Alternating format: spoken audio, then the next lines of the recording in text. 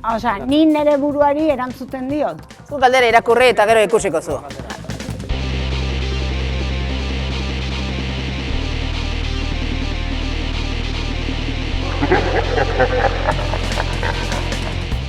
Dokumentalean talde lana gakoa da. Zuzendariaren rola gainbaloratuta dago.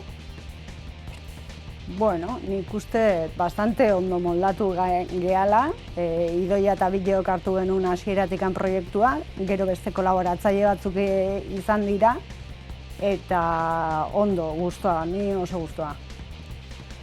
Nik uste ez dagoela gain baloratuta, eta hemen esango nuke igual be baloratzen dula bere burua zuzendariak, Jesukriston lana egin dulako. Igual ez da galdera ulertu. Akaso. Akaso. Gidoilariarena, idazlearena, baino ogibide katramilatxoagoa da, partekatu egin behar baita idatzitakoa.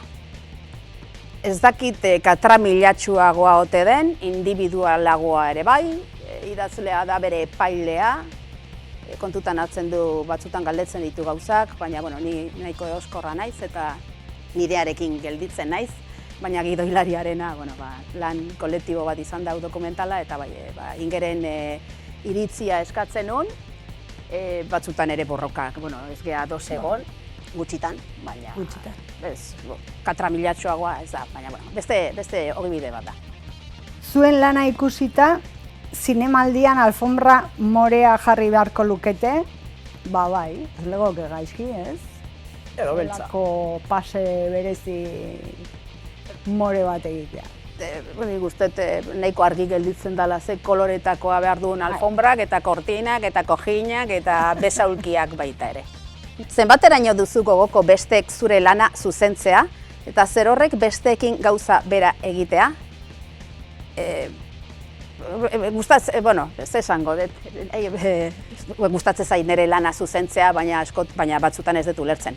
Lana amaitu detenean edo ni gustora nagonean, ametitu ditzaket besteen iritziak, baina min pikin bat ere ematen didate batzutan arrazoi badute edo, baina beste ikuspegi bat ere ematen dute eta askotan ere ikasten da. Baina bai, gogoko dut esatea oso ondo dagoela eta ez zuzentzea. Egorik gabe zuzendari izaterik baote dago?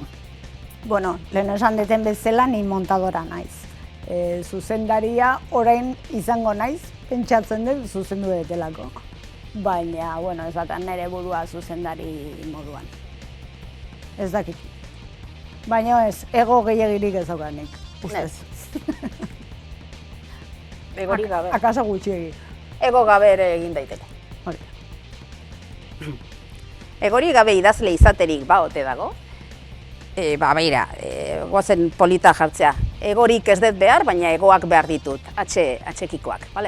Egoak behar dira zuzentzeko, idazteko eta bizitzeko, baina egalak.